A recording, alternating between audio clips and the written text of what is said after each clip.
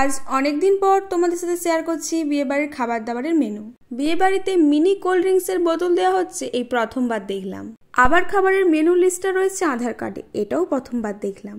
যাই হোক, বিয়ে বাড়ির খাবারের মেনুতে লেবু স্যালাড বাদ দিয়ে প্রথমেই ছিল ডিমের ডেভিল, এরপর ছিল বাসন্তী পোলাও সঙ্গে চিলি চিকেন। তবে কিন্তু বাসন্তী পোলাওটা বাসন্তী পোলাওয়ের মতো হয়নি, আর চিলি চিকেনটায় অতিরিক্ত পরিমাণে তেল ছিল।